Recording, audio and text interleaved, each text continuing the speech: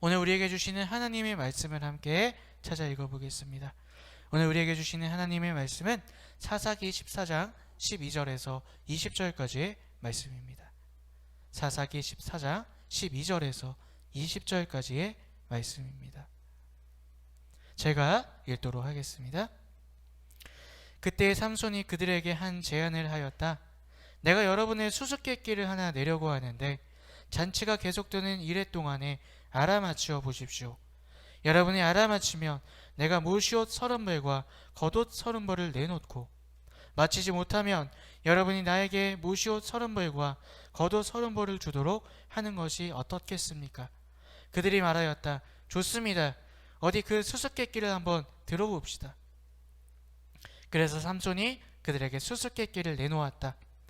먹는 자에게서 먹는 것이 나오고 강한 자에게서 단 것이 나왔다. 그러나 그들은 사흘이 지나도록 수수께끼를 풀 수가 없었다. 이레째가 되던 날 그들은 삼손의 아내를 불러대었다. 신랑을 깨워서 그가 우리에게 낸 그 수수께끼의 해답을 알아내서 우리에게 알려주시오. 그렇지 않으면 세댁과 세댁의 친정집을 불살라 버리겠소. 우리가 가진 것을 빼앗으려고 우리를 초대한 것이 아니지 않소. 그래서 삼손의 아내는 삼손에게 울며 말하였다. 당신은 나를 미워할 뿐이지 사랑하지는 않아요. 그러니까 당신이 나의 나라 사람들에게 수수께끼를 내놓고도 나에게 해답을 가르쳐주지 않았지요. 삼손이 아내에게 말하였다. 이것 봐요. 내 부모에게도 알려드리지 않았는데 어떻게 당신에게 말할 수 있겠소? 그러나 그의 아내는 삼손에게 이래나 계속되는 잔치 기간에 계속 울면서 졸라댔다. 이래째 되던 날 삼손은 드디어 아내에게 수수께끼의 해답을 말해버리고 말았다. 그러자 아내가 그 해답을 자기 동족 사람들에게 알려주었다. 이래째 되던 날 해가 지기 전에 그 성읍 사람들이 삼손에게 말하였다. 무엇이 꿀보다 더 달겠으며 무엇이 사자보다 더 강하겠느냐. 삼손이 그들에게 말하였다. 나의 암소로 밭을 갈지 않았더라면 이 수수께끼의 해답을 어찌 찾았으랴. 그때에 주님의 영이 삼손에게 세차게 내리덮쳤다.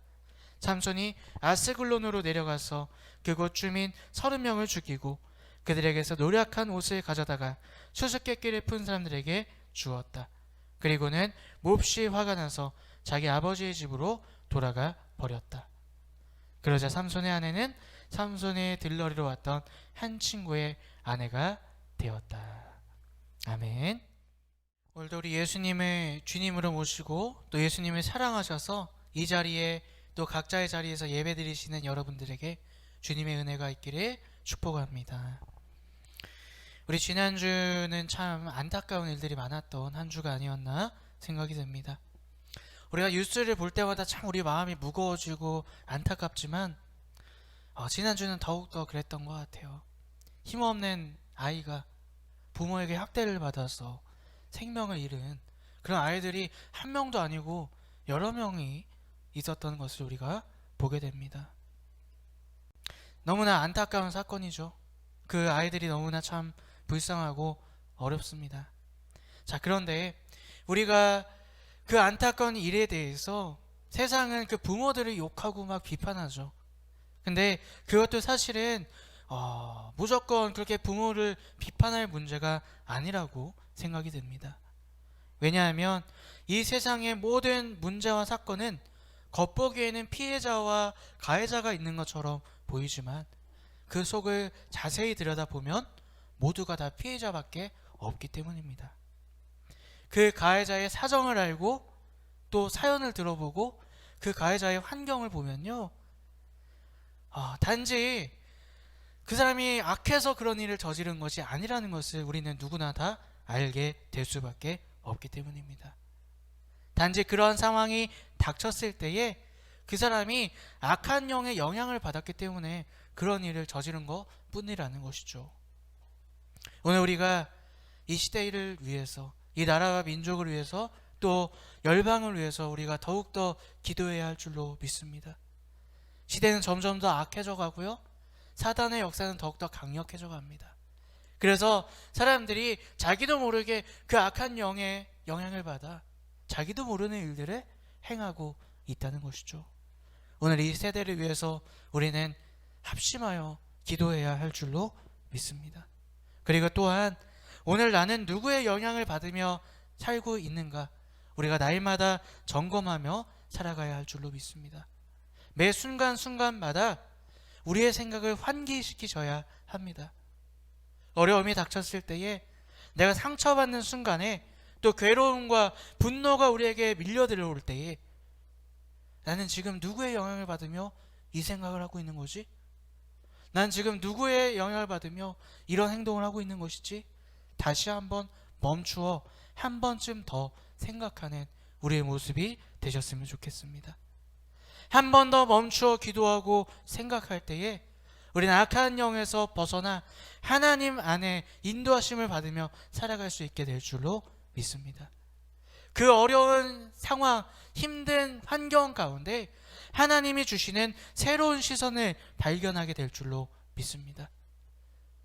오늘 이 마지막 시대의 악한 시대 가운데 이 시대를 위해서 기도하는 한편, 우리가 날마다 주님과 함께 성령의 영향력을 받으며 살아가시는 우리 행복한 교회 모든 성도님들 되시기를 주님의 이름으로 축복합니다. 오늘 말씀의 제목을 함께 읽어보겠습니다. 오늘 말씀의 제목 함께 있습니다. 시작. 성령님은 역사하시지만. 뭔가 뒤에 뭔가 있을 것 같죠? 성령님은 역사하시지만. 우리 2주 전에는요, 성령 강림 주일이었습니다. 그리고 3주에 걸쳐, 오늘까지 3주에 걸쳐 성령님에 대해서 함께 우리가 나누고 있습니다. 성령님은 우리와 동행하시고 우리를 가르치시고 우리에게 능력을 주시는 분이십니다. 예수님의 십자가를 믿어 구원받은 우리가 그 구원의 길을 온전히 걸어 나아갈 수 있게 도우시는 분이 바로 성령님이시라는 것이죠. 우리의 힘으로는 그 구원의 길을 가다가 마귀의 유혹과 위협 앞에 넘어질 수밖에 없고, 나의 옛사람의 죄의 습관에 우리가 다시 젖어들어 그 구원의 길을 온전히 걸어갈 수 없기에 우리는 성령님의 인도하심과 동행하심이 필요하다고 우리가 함께 나누었습니다.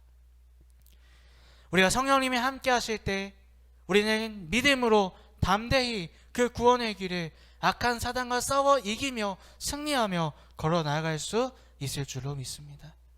그래서 우리는 성령의 인도하심이 꼭 필요하다는 거예요. 그리고 또 우리는 이런 말씀도 나누었습니다. 성령님과 동행함은 우리가 어떻게 점검할 수 있는가? 내가 나를 위해 예수를 믿는 것이 아니라 예수님을 사랑하고 그분의 뜻을 위해 살아갈 때에, 그래서 날마다 그것을 위해 성령님의 인도하심과 동행하심을 구할 때 우리가 고치고 이기기 힘든 육의 일을 이기고 성령의 열매를 내 삶 가운데 맺어 나아감을 봄으로써, 내가 성령님과 함께 하고 있구나, 성령의 인도하심을 받고 살아가고 있구나, 이것을 우리가 점검할 수 있다고 함께 나누었습니다. 여러분, 우리가 나누고 또 우리 마음 가운데 새기고 그러한 삶을 살아가시기를 주님의 이름으로 축복합니다. 날마다 성령님을 구하십시오. 그리고 나를 위해 예수 믿는 것이 아니라 예수님의 그 뜻을 위해, 예수님을 사랑하고 예수님을 닮아가기 위해 성령의 인도하심을 구할 때 오늘 우리의 인생 가운데 성령의 열매가 맺혀져 갈 줄로 믿습니다. 나의 육의 습관, 옛사람의 모습은 점점점 사라지고요, 성령의 열매로 우리의 마음이, 우리의 인생이 충만하게 채워질 줄로 믿습니다. 자, 그렇다면 오늘 여러분들께 성령님에 대한 또 다른 질문을 제가 하나 드리고 싶습니다. 어떤 질문인지 함께 볼까요? 성령님은 어떤 특별한 상황이나 조건에서만 오시는 분일까? 이 질문을 저는 여러분들과 함께 좀 나누고 싶었습니다. 여러분 어떻게 생각하세요? 성령님은 어떤 뜨거운 집회만 임하시고 기도 열심히 할 때만 임하시고 그러시는 분일까요? 우리가 먼저 기억해야 될 것이 있습니다. 성령님은 하나님과 같은 분이 하나님이십니다. 성령 하나님이라고 우리가 이야기를 하죠. 하나님은 어떤 분이십니까? 세상의 주인 되시는 분이십니다. 이 세상 그 어떤 것도 얽매이지 않으시는 분이신 것이죠. 그러므로 정답은요, 성령님의 역사하심은 어떤 특정한 때나 조건에 의해서만 역사가 일어나는 것이 아니라는 것입니다. 그리고 성경에서도요, 그것이 아니라고 우리에게 말하고 있습니다. 우리 고린도전서 12장 3절 말씀 함께 읽어볼까요? 그러므로 나는 여러분에게 알려드립니다. 하나님의 영으로 말하는 사람은 아무도 예수는 저주를 받아라 하고 말할 수 없고, 또 성령을 힘입지 않고서는 아무도 예수는 주님이시다 하고 말할 수 없습니다. 아멘. 우리 한 말씀 더 읽어보겠습니다. 사도행전 2장 38절입니다. 베드로가 대답하였다. 회개하십시오. 그리고 여러분 각 사람은 예수 그리스도의 이름으로 세례를 받고 죄의 용서를 받으십시오. 그리하면 성령을 선물로 받을 것입니다. 아멘. 그렇습니다. 성령님은 어떠한 특정한 때, 어떤 조건이 이루어져야 오시는 분이 절대로 아니라는 거예요. 예수를 주로 고백하는 자, 그분과 언제나 함께 하시는 줄로 믿습니다. 오늘 여러분과 함께 하시는 줄로 믿습니다.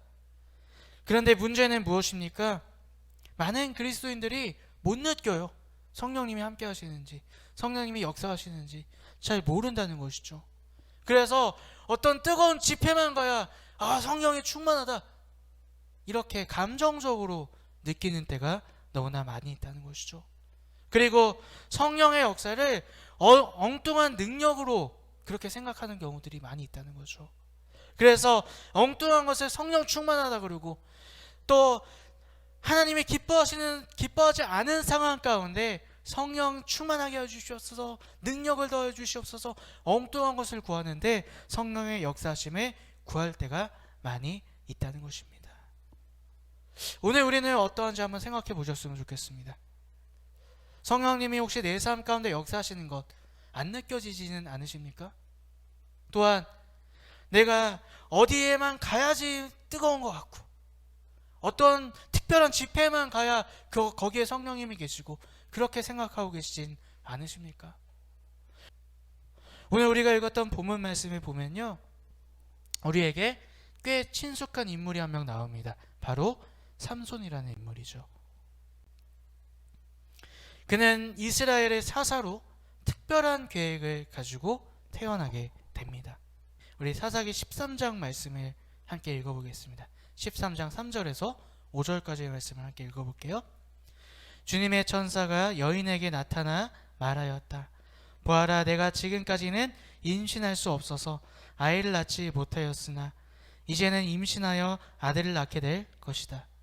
그러므로 이제부터 조심하여 포도주나 독한 술을 마시지 말아라.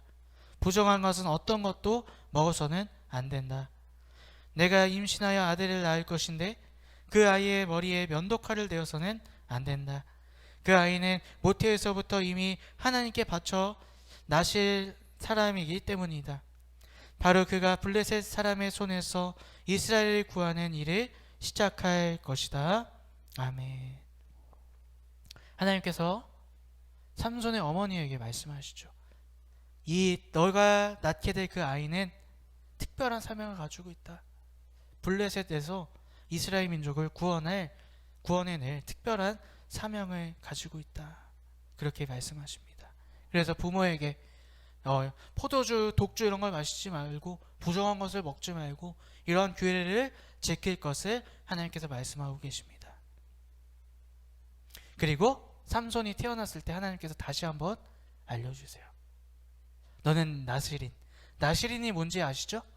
하나님께 특별히 구별되어진 사람, 특별히 드려진 사람을 나실인이라고 합니다. 그렇기 때문에 부정한 것, 시체나 부정한 것을 만지면 안 되고, 포도주나 독주를 마시면 안 된다. 삼손에게 다시 한번 그렇게 부모가 교육하게 됩니다. 그러나 삼손은 어떻게 살았나요?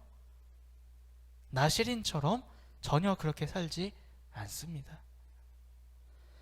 우리 오늘 읽은 본문 위쪽에 보면요, 삼손이 어떻게 살았는가 여실히 나오고 있어요. 삼손은 먼저 이방인과 결혼하고 싶어 합니다.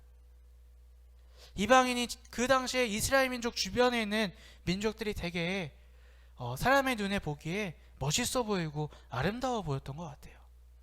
삼손은 자기의 민족인 여인과 함께 결혼하는 것이 아니라 이방 민족 여인과 결혼하기를 원합니다.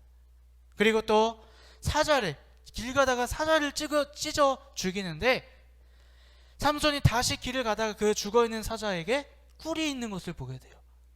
부정한 것을 만지면 안 되잖아요. 근데 삼손은 그 꿀이 먹고 싶어서 부정한 것, 죽은 사자의 시체에 손을 대어 꿀을 먹게 됩니다. 그리고 또 오늘 본문 말씀의 배경이 되는 잔치의 자리에 삼손이 이제 사람들을 불러 모으게 되는데, 이 잔치는 어떤 잔치냐면 삼손이 결국 블레셋 여인과 결혼을 하고 싶어서 그 결혼을 위한 잔치였어요. 그런데 이 잔치의 원어를 보면요, 이 잔치의 뜻은 마시다 라는 뜻을 가지고 있습니다. 잔치에서 뭘 마실까요? 네, 물론 우리 성도님들이 모이시는 잔치에서는 술을 안 드시겠지만 세상의 잔치에서는 술을 먹겠죠. 다시 말해서 이 오늘 본문에 나오는 잔치는요, 다른 잔치가 아니라 술 마시는 잔치예요. 예. 그래서 이름조차도 마시다라는 뜻을 가지고 있다는 것이죠. 삼손은 나시린이라는 그런 역할을 잊어버리고 자기 마음대로 살기 시작했다는 것입니다. 삼손은 하나님의 계획을 무시했어요. 그 계획 때문에 주신 삼손의 그 능력, 힘이 센 능력을 자기 마음대로 사용하게 됩니다. 자기 좋을 대로 엉뚱한 곳에 그 능력을 사용하며 살기 시작했다는 것이죠. 오늘 우리가 삼손을 통해서 먼저 한번 점검해 보아야 되는 것은요, 오늘 우리의 모습이 삼손 같지는 않는가 한번 생각해 보셔야 한다는 것입니다. 나시린, 특별히 구별된 자, 하나님께 성별된 자, 그것이 바로 오늘 우리라는 거예요. 우리가 예수님의 십자가로 구원받았다면 우리는 이제 하나님의 것입니다. 하나님께 바쳐진 존재들이라는 것이죠. 십자가에서 우리의 죄는 사여지고 우리는 구원받았기 때문에 우리는 이제 새 인생을 살아야 합니다. 아까 앞에서 제가 말씀드렸던 것처럼 성령님의 인도하심을 받고 동행하며 하나님의 뜻을 이루기 위해 살아가야 한다는 것입니다. 하나님은 이미 우리를 이 땅에 보내실 때부터 그것을 계획하시고 우리의 인생 가운데 그 능력을 주셨습니다. 그런데 우리도 삼손처럼 다른 급한 중요한 일, 거기에 정신이 팔려 계시지는 않으십니까? 하나님의 뜻을 묻고 성령의 인도하심 가운데 그 뜻을 이루기 위해 사는 것이 아니라 성령의 역사하심은 느끼지 못하고 내 방식대로 살고 계시진 않으시냐는 것입니다. 오늘 내가 누리고 있는 재물, 능력, 또 내가 가지고 있는 어떤 그 모든 것들이 사실은 하나님께서 나와 함께 내 뜻을 이루자 말씀하시는 그 초대하시는 그 능력임에도 불구하고 오늘 우리는 우리 마음대로 살고 있지 않는지 우리가 점검해 보아야 할 줄로 믿습니다. 오늘 우리의 우선순위가 무엇인지, 우리가 바쁜 이유가 무엇인지 우리가 철저히 점검하며 삼손과 같은 인생이 되지 않아야 할 줄로 믿습니다. 하나님이 택하신 나시린이었던 삼손, 그러나 그는 하나님의 뜻을 아랑곳하지 않고 자기 좋을 대로 살아가고 있습니다. 그는 블레셋 여자, 이방 여자와 결혼을 하기 위해 잔치를 마련합니다. 앞에서 말한 대로 그것은 술을 먹고 마시고 취하는 그러한 잔치였습니다. 그리고 그 잔치에서 그가 사명을 감당하기 위해 받았던 그 능력, 힘이 센 그 능력을 자기 것으로 생각하고 자기보다 약한 블레셋 사람들을 업신여기고 교만한 마음으로 한 가지를 제안하기 이릅니다. 오늘 본문 말씀 12절부터 14절까지를 함께 읽어보겠습니다. 그때 삼손이 그들에게 한 제안을 하였다. 내가 여러분에게 수수께끼를 하나 내려고 하는데 잔치가 계속되는 이래 동안에 알아맞혀 보십시오. 여러분이 알아맞히면 내가 모시옷 30벌과 겉옷 30벌을 내놓고 마치지 못하면 여러분이 나에게 모시의 옷 30벌과 겉옷 30벌을 주도록 하는 것이 어떻겠습니까? 그들이 말하였다. 좋습니다. 어디 그 수수께끼를 한번 들어봅시다. 그래서 삼손이 그들에게 수수께끼를 내놓았다. 먹는 자에게서 먹는 것이 나오고 갇힌 자에게, 강한 자에게서 단 것이 나왔다. 그러나 그들은 사흘이 지나도록 수수께끼를 풀 수가 없었다. 아멘. 수수께끼의 내용이 뭔지 혹시 아시겠나요? 이것은요 사실 문제라고 할 수 없는 거예요. 왜냐하면 본인이 개인적으로 겪었던 일을 지금 문제로 내고 있는 거예요. 제가 아까 말씀드렸던 길 가다가 사자가 삼손에게 달려들어서 그것을 찢어 죽였어요. 그런데 어느 날 다시 그 길을 가다 보니까 그 죽은 사자의 시체에서 꿀이 있었다 그랬죠. 그래서 그 꿀을 삼손이 가져다 먹었어요. 자기가 겪은 일을 지금 수수께끼로 내고 있는 거예요. 도저히 맞출 수가 없죠. 이건 말도 안 되는 것입니다. 블레셋 사람들이 당연히 맞출 수가 없습니다. 하지만 블레셋 사람들은 어떻게 했나요? 우리 본문 말씀 밑에 보니까요, 그 삼손의 아내를 협박하게 됩니다. 빨리 답을 알아와. 안 알아오면 너와 내 집을 불태워버릴 거야. 블레셋 사람들이 참 잔인한 것 같아요. 그래서 이 아내는 살고 싶어서 삼손을 괴롭게 합니다. 오늘 본문 말씀 보니까 7일 동안 울었대요. 울고불고 매달렸대요. 답을 알려달라고. 결국 삼손은 아내에게 답을 말해주게 되고, 또 블레셋 사람들은 그 답을 알아맞추게 됩니다. 하나님이 주신 그 능력을 자신의 자만함으로 사용하게 될 때에 이 삼손은 괴로움 가운데 또 어려움 가운데 빠지게 되는 모습을 우리가 보게 됩니다. 자기가 자기 눈에 좋아 보였던 그 아내가 자기를 괴롭게 하게 되고요, 또 자기가 자기의 그 강한 힘, 그 힘을 가지고 속옷 30벌, 겉옷 30벌. 여기서 베옷과 겉옷은 그 당시에 아주 귀한 옷들이었다 그래요. 속옷을 그 당시에는 되게 귀한 옷으로 생각을 했고요, 겉옷은 잔치 자리에 입고 나가는 그것을 여기서 말하는 겉옷이라고 표현하고 있습니다. 자기가 자기의 그 힘을 가지고 얻으려 했던 그것들이 오히려 화로 돌아오게 되었다는 것이죠. 삼손은 하나님의 큰 계획과 능력 가운데 그것을 가지고 살았던 사람이었습니다. 하지만 그는 자기 좋을 대로 그 능력을 엉뚱한 곳에 사용하게 됩니다. 자, 그런데 그러한 삼손 가운데 여전히 성령님이 역사하시는 것을 우리는 보게 됩니다. 우리 오늘 본문 말씀 19절 말씀 함께 읽어보겠습니다. 그때에 주님의 영이 삼손에게 세차게 내리덮쳤다. 삼손이 아스글론으로 내려가서 그것 주민 30명을 죽이고 그들에게서 노력한 옷을 가져다가 수수께끼를 푼 사람들에게 주었다. 그리고는 몹시 화가 나서 자기 아버지의 집으로 돌아가 버렸다. 아멘. 여러분 어떻게 생각이 드시나요? 삼손은 하나님의 은혜를 자기 마음대로 지금 사용하고 있어요. 하나님이 주신 능력을 자기 하고 싶은 대로 사용하고 있어요. 그런데 신기하게도 성령님은 그러한 삼손 가운데 역사하시고 일하시고 계시다는 것이죠. 전혀 하나님의 뜻대로 살지 않는 삼손에게 왜 성령님이 역사하시는 걸까요? 왜 하나님이 역사하시는 걸까요? 그것은 바로 하나님은 당신의 계획대로 뜻을 이루시는 분이기 때문이라는 것입니다.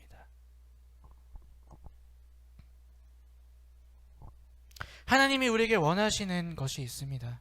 바로 우리의 인생 가운데 이 두 가지를 말씀하십니다. 첫 번째는요, 예수 그리스도를 믿고 구원을 받아 하나님 나라에 살기를 원하십니다. 그리고 또 한 가지는요, 나를 통해 이루실 하나님의 뜻을 알고 함께 그 뜻을 이루어 나가기를 원하신다는 것입니다. 근데 이 두 번째는요, 하나님의 강권적인 역사하심을 이루어 나가신다는 거예요. 내가 원하던 원치 않던, 내가 알던 내가 모르던 강권적으로 하나님께서 역사하셔서 나를 통해 계획하신 그 뜻을 이루어 나아가신다는 것입니다. 하나님은 삼손을 통해 자신의 계획을 세우셨습니다. 무엇입니까? 이스라엘 민족을 블레셋에게서 구원하는 계획이었습니다. 삼손은 사명을 잊고 엉뚱한 인생을 살고 있었습니다. 하지만 하나님께서는요, 실수하시는 분이 아니세요. 후회하시는 분이 아니십니다. 그래서 강권적으로 그를 통해 하나님의 계획을 이루시고자 성령의 역사를 하고 계셨던 것입니다. 오늘 본문 말씀 위에 있는 14장 4절 말씀을 우리 다시 한번 읽어보도록 하겠습니다. 14장 4절 말씀입니다. 그의 부모는 주님께서 블레셋 사람을 치실 계기를 삼으시려고 이 일을 하시는 줄을 알지 못하였다. 그때 블레셋 사람이 이스라엘을 지배하고 있었다. 자, 이 말씀이요, 어떤 맥락에서 나오는 말씀이냐면 삼손이 이방인 여자와 결혼하겠다고 떼쓰는 장면 가운데 이 말씀이 나오게 돼요. 삼손도 몰랐어요. 그의 부모들도 몰랐어요. 삼손은 분명히 나시린이 하면 안 되는 행동을 하고 있었습니다. 하지만 삼손 인생은 삼손 인생이고요, 하나님은 그 삼손의 인생을 통해 자신의 계획을 이루셔야 했어요. 그렇기 때문에 바로 삼손을 통해, 삼손은 자기 감정대로 복수하고 사자를 찢어 죽이고 자기 마음대로 살고 있었지만 그 행동을 통해 하나님은 이스라엘 민족을 블레셋 가운데서 구원하시고자 하는 그 계획을 이루시고 계셨던 것입니다. 그렇다면 오늘 우리가 삼손을 통해, 또 삼손 가운데 역사하시는 성령님을 통해 생각해 보아야 할 것이 있습니다. 나는 오늘 나에게 주신 사명대로, 나에게 주신 그 능력을 가지고 하나님의 일을 향해 살아가고 있는가? 내 삶 가운데 역사하시는 하나님의 계획을 나를 통해 이루시고자 역사하시는 그 성령님의 역사하심을 인식하며 살아가고 있는가? 그 계획에 맞추어 살고 있는가? 우리가 이것을 점검해 보아야 할 줄로 믿습니다. 하나님은 삼손을 사용하고 계셨어요.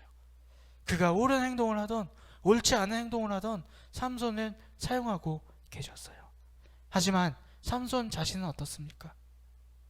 계속해서 그 하나님의 역사하심을 인식하지 못하고 하나님의 사명을 깨닫지 못하고 주님과 동행하지 못한 채 자기 마음대로 살다가 결국 하나님과 함께하지 못한 삼손은 실패의 자리에 서게 됩니다. 머리털이 깎이게 되고요, 두 눈이 뽑히게 되고요, 블레셋 사람들에게 웃음거리가 되는 그러한 인생의 자리에 설 수밖에 없었다는 것입니다. 여러분, 우리가 말로만 예수 믿어도, 그냥 주일날 습관적으로 교회 와서 앉아 있어도 은혜 받을 수 있습니다. 축복받을 수 있습니다. 우리의 삶 가운데 좋은 일이 생기고 놀라운 일이 생기고 평안할 수 있습니다. 왜요? 우리를 통해서 하나님은 일하시고 계시기 때문입니다. 계속 우리를 돕고 계시고요, 우리에게 능력을 주시고 계십니다. 하지만 우리가 그렇게 계속 내 마음대로 내가 좋아 보이는 것만 따라가며 산다면 삼손과 같이 우리는 실패의 자리, 죄인의 자리에 설 수밖에 없다는 것입니다. 우리에게 은혜가 부어질 때, 내가 기도하지 않았는데도, 말씀 가운데 주님의 뜻을 구하지 않았는데도 내 인생이 순탄하고 평탄할 때, 아, 주님이 여전히 함께 하시네, 좋은 거 주시네, 이렇게 하고 좋아할 것이 아니라, 아, 내가 이 하나님의 일하심 가운데 함께하지 못하고 있구나, 내가 하나님께 여전히 나를 통해 일하시는 그 하나님의 뜻을 내가 모르고 살고 있구나, 이것을 깨닫고 주님께로 돌이키시는 우리 모두가 되셨으면 좋겠습니다. 하나님과 함께 하시고 그분의 뜻과 사명을 함께 이루어 나가는 우리의 인생이 되어야 할 줄로 믿습니다. 우리 고린도전서 말씀 함께 읽어봅니다. 그러므로 나는 목표 없이 달리듯이 달리기를 하는 것이 아닙니다. 나는 허공을 치듯이 권투를 하는 것이 아닙니다. 나는 내 몸을 쳐서 굴복시킵니다.